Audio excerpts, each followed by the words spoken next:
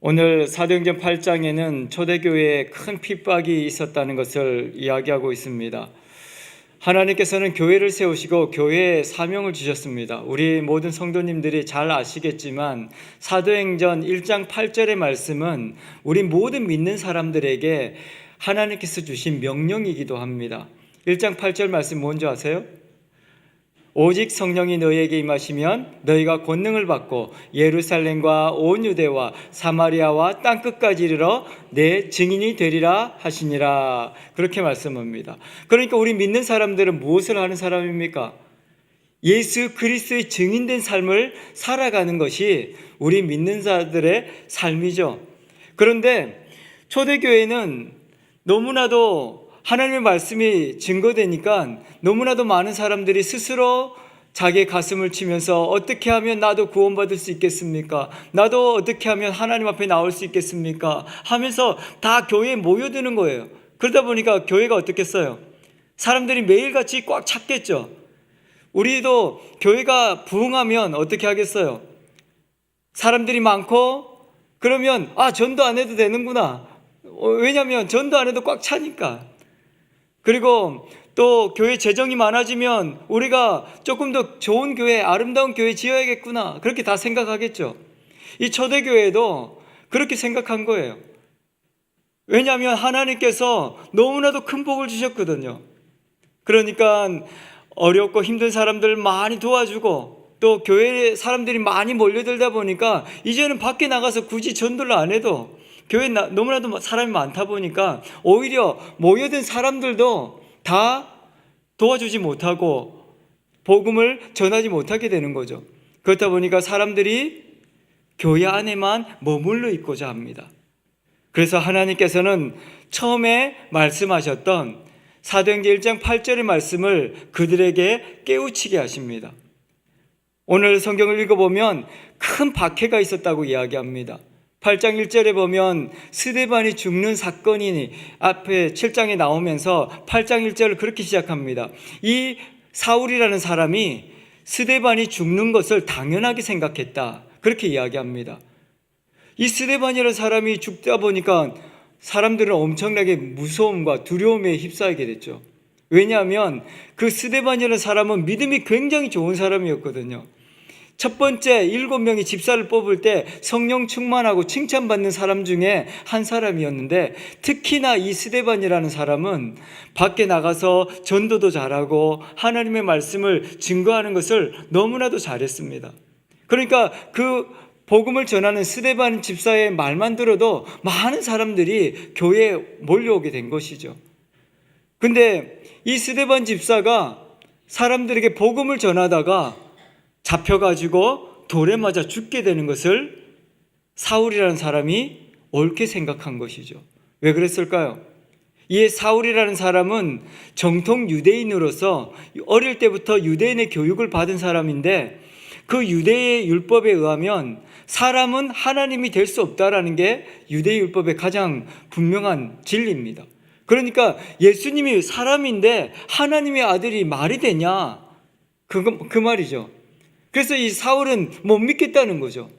아니 예수님이 사람인데 어떻게 사람이 하나님이 될 수 있냐? 그리고 심지어는 그 예수라는 사람이 십자가에 못 박혀 죽지 않았느냐? 사형 선고를 받고 죽었는데 어떻게 그 사람을 신이라고 하나님의 아들이라고 말할 수 있느냐? 그 말이죠. 그렇게 하다 보니까 이 사울이라는 사람은 도저히 용납할 수가 없었습니다. 그래서 예수 믿는 사람들 다 잡아서 죽이거나 감옥에 가둬야겠다라고 생각한 것이죠.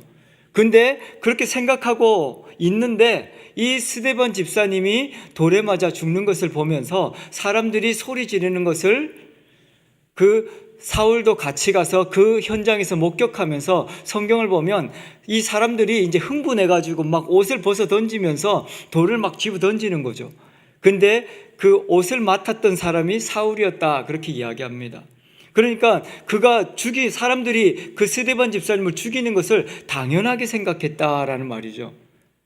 근데 하나님께서는 이러한 사건을 통해서 하나님은 이해가 되지 않았습니다. 사람들이 왜냐하면 하나님께서 이스라엘 백성들에게 너희들이 할 일은 땅 끝까지 이르러서 복음을 전하는 일인데 왜 너희들은 모여서 너희들이 좋은 것만 하려고 하냐? 그렇게 하나님은 말씀하시는 거죠. 근데 사람들의 생각은 또 하나님이 이해가 되지 않았습니다. 아니, 우리가 이렇게 예수 믿고 함께 모여서 예배하고 우리끼리 지내는 게 뭐가 잘못됐습니까? 그렇게 이야기하는 거죠. 그래서 하나님께서는 이 스데반 집사를 통해서 이 더 큰 어려움이 있을 것이라는 것을 예고하고 있는 것입니다. 이 스데반 집사의 죽음은 사실 시작에 불과했습니다. 이 이스라엘에 하나님께서는 엄청난 핍박을 예고하시고 그 사람들이 그 어려움을 겪게 되는 것을 보게 됩니다. 오늘 이 성경을 통해서 우리가 생각하고자 하는 것은 사도행전에서 우리 교회의 모습을 보여주고 있는데 우리 교회가 해야 할 일이 무엇인가? 또 우리 교회는 어떻게 이 땅 가운데서 믿음의 삶을 지켜내야 하는가를 우리가 함께 생각해 보고자 합니다. 요즘에는 이 굉장히 어려운 시대라고 이야기합니다. 경제적으로도 어렵고 또 사회적으로도 어려운 시대라고 이야기합니다. 그런데 심리학자들이 이 조사를 하니까 이 시대에 가장 크게 어려워하는 세 가지가 있는데 그것은 죽음과 이별과 고독이라는 것이었다. 그렇게 이야기를 하더라고요. 지금 여러분들도 아마 그런 것을 느낄지도 모릅니다. 왜냐하면 친구분들이 한두 분씩 돌아가시게 되잖아요. 그 죽음이라는 것이 전에 젊었을 때는 죽음에 대해서 생각하는 사람이 그렇게 많지 않습니다. 그런데 친구들 가운데 이렇게 한 사람, 두 사람이 떠나가면서 그 전에 어떤 분하고 제가 이야기를 하니까 그러시더라고요. 이렇게 한 분 한 분 이제 다 떠나가고 3명 남았다고. 친구 3명 남았다고 그렇게 이야기하시는데 이제 그런 죽음이 멀리 느껴졌던 그 죽음이라는 것이 너무나도 가깝게 이제 느껴지는 것이죠. 너무 가깝게 내 친구들이, 내 주변의 사람들이, 또 때로는 우리 부모님이 이렇게 가시면서 그 죽음이라는 것이 멀리 있는 것이 아니라 지금 나에게 곧 닥칠지도 모른다는 그 두려움이 생기게 되는 것입니다. 그리고 또 이별이라는 것이 굉장히 사람들을 힘들게 하고 외롭게 하고 어렵게 한다, 그렇게 이야기합니다. 우리 사람이라는 것이 꼭 그렇습니다. 만나면 꼭 헤어지게 되더라고요. 그 친구들도 만나서 너무나도 좋겠다고 생각했는데 그렇게 너무나도 좋은 친구들은 꼭 빨리 헤어지는 것 같아요. 그래서 왜 이럴까? 왜 좋은 친구들은, 나쁜 사람들은 내 옆에 계속 있는 것 같고 좋은 사람들은 왜 빨리 이렇게 헤어져야 되는가, 그렇게 생각이 들 때가 있습니다. 그러면서 저는 깨닫는 것이 하나님께서는 하나님을 바라보지 않으면 우리 주변에 있는 것을 자꾸 가져가시는 것 같아요. 그래서 우리 하나님께서 우리에게 하나님만 바라보라고 그렇게 늘 말씀하시는 것 같다라는 생각이 듭니다. 그래서 사람들, 좋은 사람 이렇게 있어도 그 사람 너무 의지하지 마십시오. 그럼에도 불구하고 하나님을 바라보는 우리들이 되기를 바랍니다. 세상에는 사실 나를 위로해주고 의지할 것들이 꽤 많이 있잖아요. 근데 우리가 그 사람들을 의지하다 보면 하나님께로부터 점점 멀어지는 것을 경험하게 되더라고요. 그래서 요즘에 연세 드신 분들 이렇게 예배 안 드리고 이렇게 안 보이면 전화하면 친구들하고 여행 갔다고 그렇게 이야기합니다. 친구들하고 여행 가는 것도 뭐 중요하죠. 근데 예배는 드리고 갔으면 좋겠습니다. 그래서 사람들이 점점 이렇게 나이가 들수록 그 이별에 대한 어려움들, 또 사람들에게 의지하고 싶은 마음들이 많이 생긴다고 합니다. 그럴 때일수록 더욱 하나님을 의지하고 하나님을 바라보는 우리들이 되기를 바랍니다. 그리고 또 마지막으로 이 사람들이 굉장히 힘들어하는 그것이 고독이라는 것이다, 그렇게 이야기합니다. 연세 드신 분들이 하나같이 다 같이 말하는 것이 외롭다, 그렇게 이야기합니다. 그리고 연세를 드신 분들이 혼자 요즘에는 사시는 분들이 굉장히 많잖아요. 그렇다 보니까 너무 외롭게 느껴질 때가 많이 있다고 합니다. 그리고 집에 혼자밖에 안 계시니까 집에 들어와도 아무도 반겨주지 않고 또 자식들은 늘 바쁘고 그러다 보니까 가끔 부모님이 자식들한테 또 전화해도 자식들은 늘 바빠갖고 전화를 오랫동안 할 수도 없어요. 그러다 보니까 이 연세 드신 분들이 그 고독에 대한 것을 굉장히 많이 느끼게 된다, 그렇게 이야기합니다. 하지만 여러분들 혼자가 아닙니다. 우리 하나님께서 함께 하십니다. 외로워하지 마시고 우리 주님 옆에 늘 계신다고 생각하시고 우리 주님 손 꼭 잡으시고 그렇게 늘 동행하는 우리 모두가 되기를 바랍니다. 이 심리학자들이 말하는 사회에서의 그 죽음과 이별과 고독은 인간이 해결할 수 없는 것입니다. 근데 이것을 통해서 하나님께서는 하나님만이 우리의 보호자가 되시고 친구가 되시고 우리와 함께 하시고 역사하시는 분이시다는 것을 분명하게 보여줍니다. 그래서 이 우리가 괴롭다고 두렵다고 무섭다고 생각하는 이 죽음과 이별과 고독이 결국은 하나님이 하나님 되심을 알게 하고 내가 하나님만 붙들고 살아야 한다는 것을 분명하게 우리에게 말씀하고 있는 것이다, 그렇게 이야기하는 것이죠. 오늘 우리 이 땅을 살아가는 우리 모든 성도님들이 죽음 앞에서 두려워하지 마시고 죽음 앞에서 하나님을 바라보는 축복을 누리게 되기를 바랍니다. 이 죽음을 두려워하는 것은 사실 하나님께서 예비하신 천국을 기대하지 않기 때문입니다. 더 좋은 천국이 있는데 죽음이 뭐가 두렵습니까? 근데 어떤 분은 그러시더라고. 죽음은 두렵지 않는데 아픈 것은 무섭다, 그렇게 이야기하시는데 아픔도 두려워하지 마십시오. 우리에게 생명 주시고 역사하시는 분이 하나님이십니다. 이 모든 상황을 통해서 우리는 하나님을 바라볼 때 그 모든 두려움과 공포가 사라지는 것입니다. 그래서 죽음 앞에서 하나님께서 예비하신 하나님의 나라를 바라보시고 그 천국의 기쁨을 오늘 또 누리면서 살아가는 저와 여러분들 되기를 소망합니다. 그런데 현대사회에서는 이 고독이라는 것이 더 큰 문제로 다가온다고 이야기합니다. 왜냐하면 혼자 이렇게 있다가 고독사로 돌아가시는 분들이 굉장히 많대요. 저도 전에 이렇게 교회에서 혼자 계시는 분들에게 도시락을 교회에서 만들어서 이 배달을 해준 적이 있어요. 근데 한 집에 이렇게 찾아갔는데 아무리 두들겨도 이렇게 대답이 없는 거예요. 그리고 원래는 그 전에 갖다 줬던 도시락이 밖에 나와 있어야 되는데 밖에 나와 있지가 않아서 그래서 이상하다 하고 이제 뒤쪽 담장으로 해서 뒤쪽으로 가서 이제 이렇게 담을 넘어가서 안을 보니까 누워 계시는 거예요. 근데 아무렇지 않게 그냥 누워 있는 것처럼 보이더라고요. 그래서 이렇게 막 두들겨도 근데 아무 반응이 없어요. 그래서 이상하다 그래가지고 119에 이제 전화를 했더니 그렇게 혼자서 이렇게 누워 계시면서 그냥 돌아가신 거예요. 근데 그거를 누구 가족이나 뭐 자주 만나는 사람이 있으면 빨리 발견할 수 있잖아요.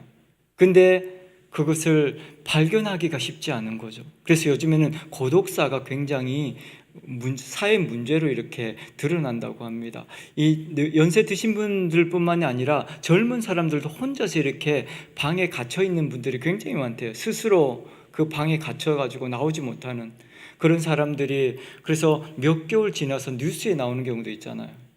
너무 이상한 냄새가 나고 그래서 그 119에 연락을 해서 찾아가 보니까 이미 죽은 지 오래된 그런 경우도 있고 그렇다고 합니다. 그래서 우리가 이 고독이라는 문제는 우리 주변에 있는 우리에게도 그 하나님께서 주신 은혜가 주변에 있는 사람들을 늘 사랑하라고 말하잖아요. 한번 돌아보는 것, 또 내가 별로 그렇게 친하지 않아도 연락도 가끔 하시고 생각하시고 그렇게 은혜를 나누는 우리 모든 성도님들이 되기를 바랍니다.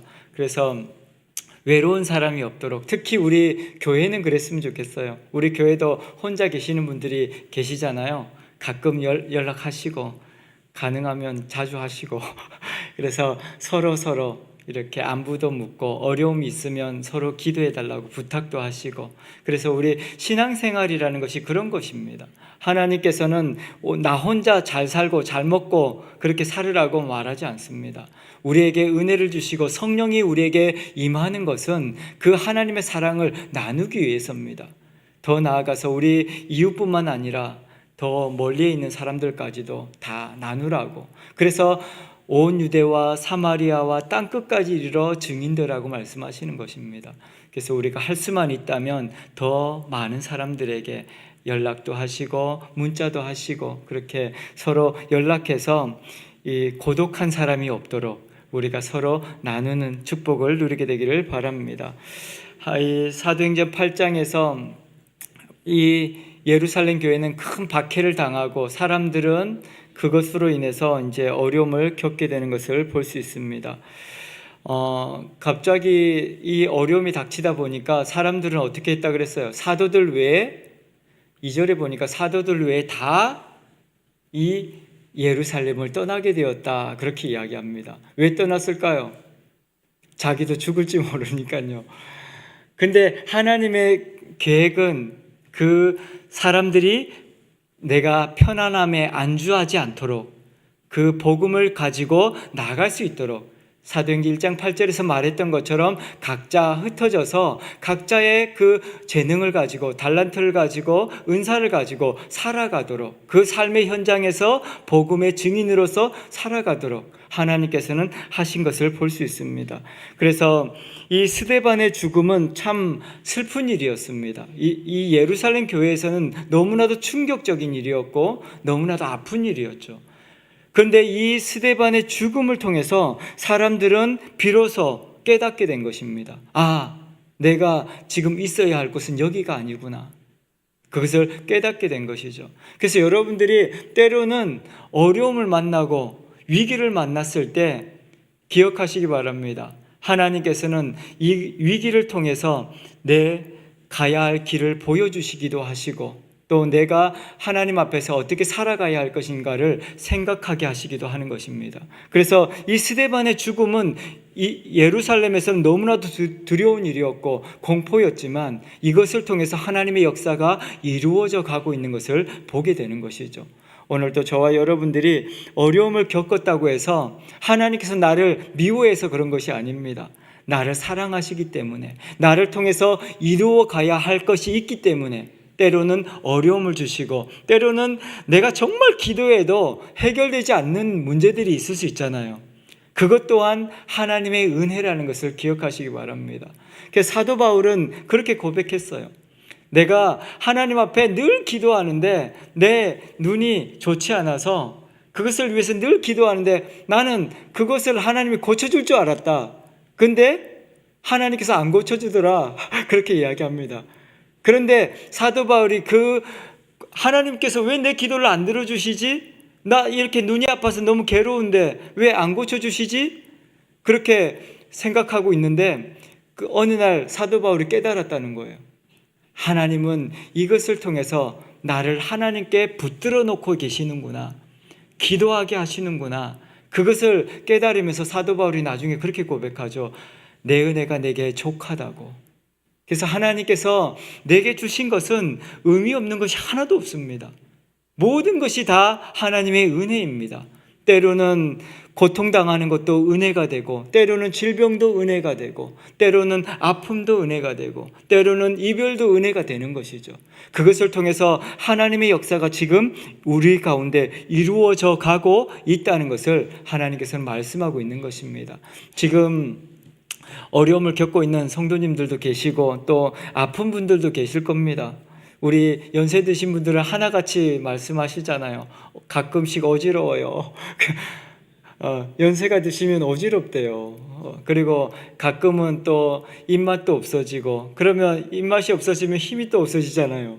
그러니까 또 힘 없어지고. 근데 그런 모든 과정들을 통해서 하나님을 더 붙들도록 하나님께서는 우리 가운데 역사하시는 것입니다.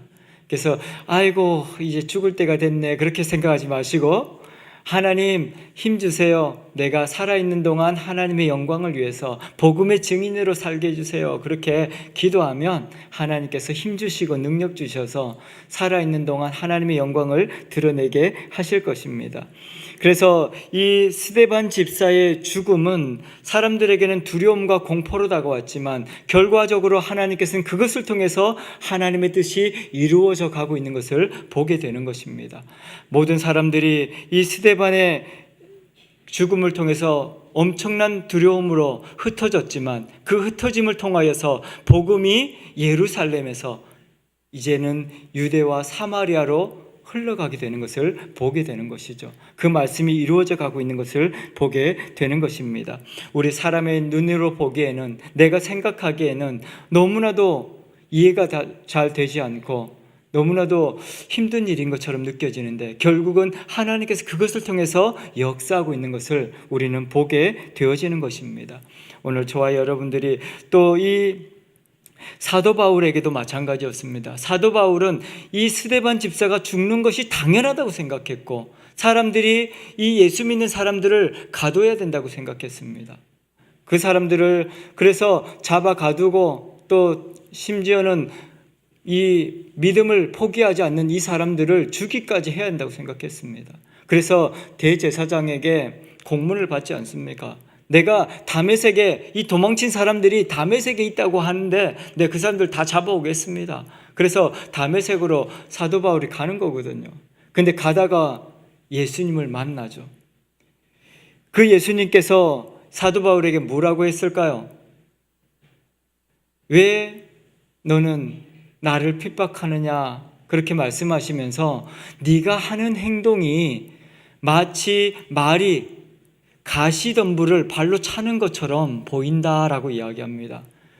말이 가시덤불을 발로 차면 어떻게 되겠어요? 발이 온통 찢겨가지고 이 가시에 찔려가지고 피투성이가 되겠죠. 이 사도 바울에게 그걸 이야기하고 있는 거죠. 네가 지금 하고 있는 일이 너를 너무 괴롭게 하고 너를 너무 아프게 한다. 왜 그렇게 하냐, 그렇게 이야기하면서 네가 핍박하는 그가 바로 나를 핍박하는 것이다, 그렇게 이야기하면서 이 사도 바울은 과거에 그가 스데반 집사의 죽음의 현장 가운데 있었을 때 그때를 돌이키게 됩니다. 그래서 이 사울이라는 사람이 나중에 바울이 되는 놀라운 역사가 일어나지 않습니까?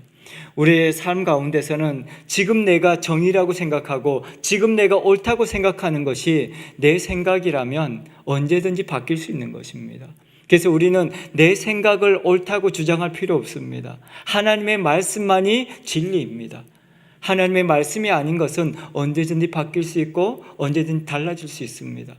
그래서 저도 이 맞다고 생각하는 것들을 끝까지 주장했거든요. 근데 제가 살아보니까 내가 틀린 것이 너무 많더라고요. 그리고 내가 기억하는 것이 진짜라고 생각했는데 기억하는 것도 다른 게 많았어요. 틀린 게 많았어요. 이상하더라고요. 나는 그게 분명하다고 생각했거든요. 확실히 내가 경험했다고 생각했는데 그 경험했다고 생각하는 것마저도 내가 다르게 기억을 하고 있고 다르게 생각하고 있는 것들이 있더라고요. 그래서 저는 가끔 저희 집사람에게도 혼납니다. 왜냐하면 내가 끝까지 우기거든요. 저는 우리 하평이가 눈이 시력이 안 좋아서 하평이가 수술했다고 생각했거든요.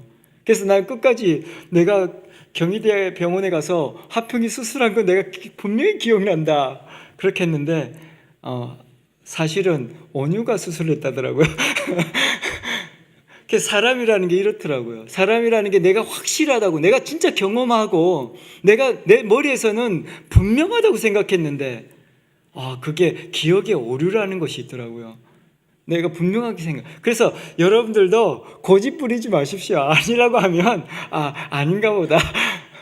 그래서 우리가 생각할 때 이 땅을 살아가면서 자기 고집 피울 필요 없습니다. 하나님의 말씀만이 진리입니다. 다른 것은 다 달라질 수 있고 잘못된 오류들이 너무나도 많이 있는 거죠. 나는 그게 정말 분명하다고 생각하거든요. 지금도 그게 분명하다고 생각하는데 우리 집사람이 그 의료 기록을 보여주더라고. 그래서 그렇구나. 지금도 사실은 머릿속에서는 그게 분명한 것 같아요. 너무나도 확실하게 느껴지고. 근데 그게 아니다. 그래서 우리가 내 기억을 믿지 말고 내 지식을 믿지 말고 내 생각을 믿지 말아야 된다. 그래서 우리가 믿어야 할 것은 오직 하나님의 말씀이고 하나님께서 주신 진리라는 것을 기억하시기 바랍니다. 그래서 이 스데반 집사도 그렇게 가면서도 하나님을 바라보면서 저희 돌을 던지는 그 사람들을 미워하지 않습니다. 하나님 저들을 불쌍히 여겨달라고 오히려 기도하죠. 그 현장을 지켰던 사울도 마찬가지였습니다. 결국 나중에 예수님을 만나면서 자기 스스로를 그렇게 이야기하죠. 확실하다고, 이것이 진리라고 생각했던 그 사도 바울은 하나님 앞에서 완전히 깨져 있는 거죠. 그리고 자기가 생각했던 그 모든 것들을 내려놓고 하나님의 말씀만이 진리라는 것을 드러내기 시작합니다. 그래서 그는 자기 이름까지도 바꿉니다. 사울에서 바울로 이름이 바뀌어지는 것을 볼 수 있죠. 그러면서 온전히 그가 자랑했던 모든 것을 다 배설물처럼 여기고 이제는 예수 그리스도가 자신의 삶의 전부라고 고백합니다.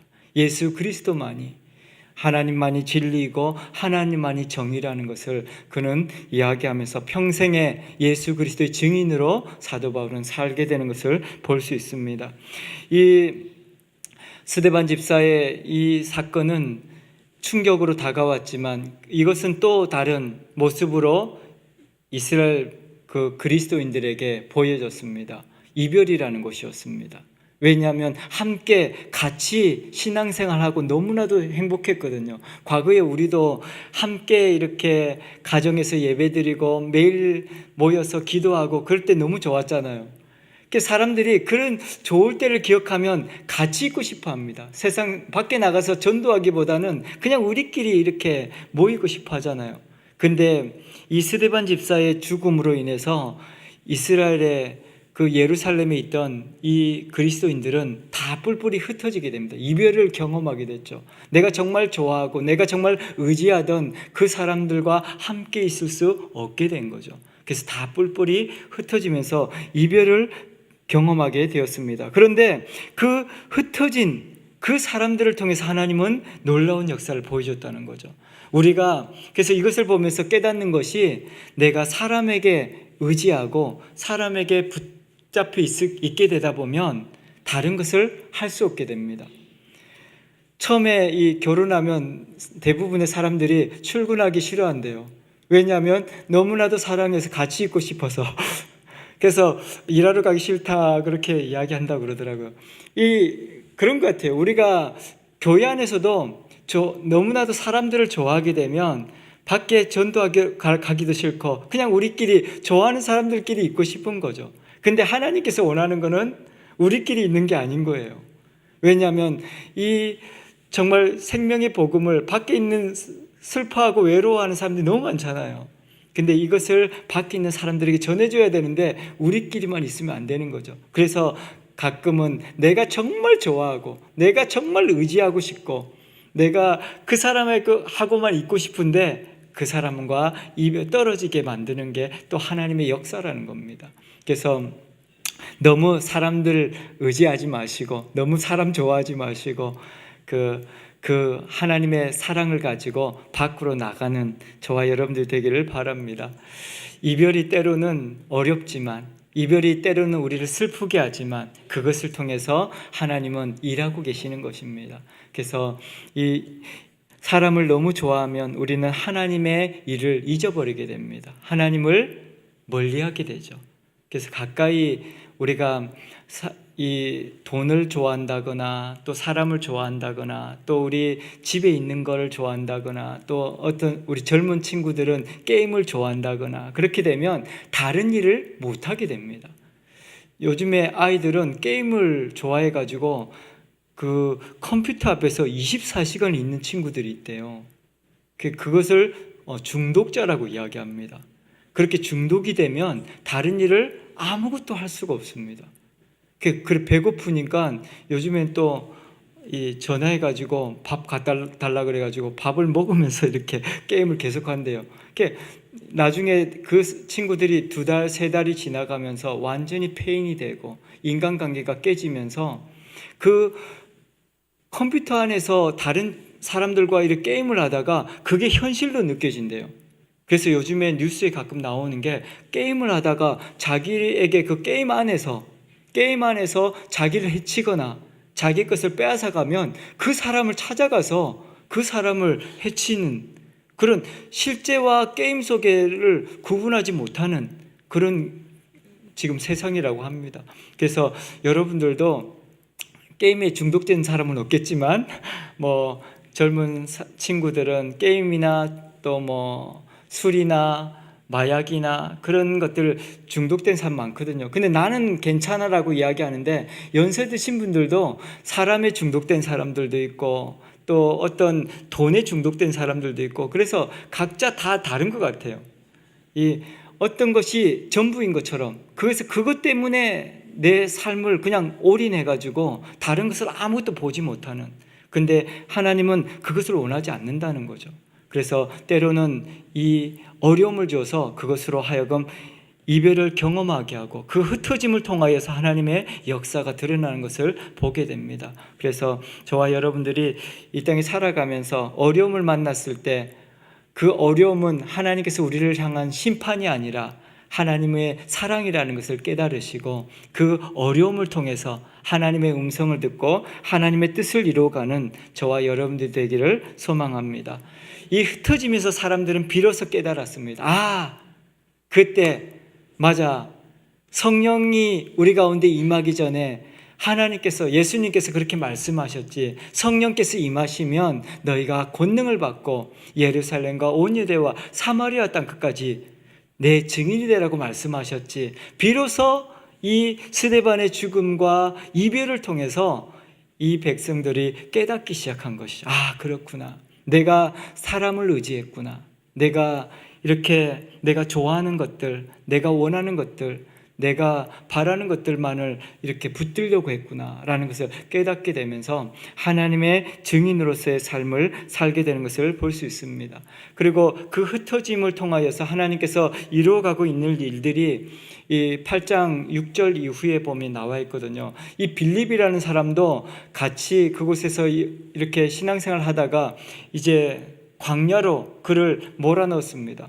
빌립은 사실 굉장히 믿음이 좋은 사람이었고 복음에 대해서 굉장히 잘 증거하는 사람이었는데 능력자였거든요. 그런데 하나님은 그를 밖으로 흩으셨는데 사람들이 살고 있지 않는 광야로 도망을 갔어요. 그러니까 이 빌립이 볼 때는 어떻습니까? 아니, 왜 나를 이렇게, 내가 복음을 전하고 사람들에게 하나님의 말씀을 전하는 것이 나는 가장 행복하고 좋은 일인데 왜 나를 이렇게 광야로, 아무도 없는 곳으로 나를 이렇게 보내셨을까? 빌립이 사실은 이해할 수가 없었어요. 이 고독이라는 것, 혼자 나를 그 광야로 보냈다는 것은 빌립에게 있어서 너무나도 충격적인 일이죠. 왜냐하면 열심히 일했던 사람이니까요. 근데 하나님께서는 그 광야에서 놀라운 일을 경험하게 하십니다. 그곳에서 누구를 만났냐면 에디오피아의 내시, 그러니까 재정을 담당하던 그 사람을 만나게 됩니다. 그 사람 광야를 지나가는데 마차가 이렇게 오는 것을 보면서 하나님께서 말씀하시는 거예요. 내가 왜 이렇게 광야로 나를 보냈습니까? 이 빌립이 하나님을 향해서 원망을 하고 있었거든요. 근데 하나님께서 그 빌립에게 말씀하시기를 저 사람에게 가서 복음을 전하라고 이야기하는 거예요. 그 길 가던 알지도 못하는 그 광야에서. 그래서 이 빌립이 그 마차를 타고 가는 그 이디오피아 내시를 쫓아가서 만나죠. 근데 놀랍게도 그 에디오피아 그 내시가 성경을 한 개를 얻게 됐나 봐요. 말씀을, 이사야서 말씀을 읽고 있는데 도무지 이해가 되지 않는다. 혹시 나에게 이 말씀에 대해서 설명을 해줄 수 있냐? 그 사람이 그렇게 물어보는 거예요, 이 빌립에게.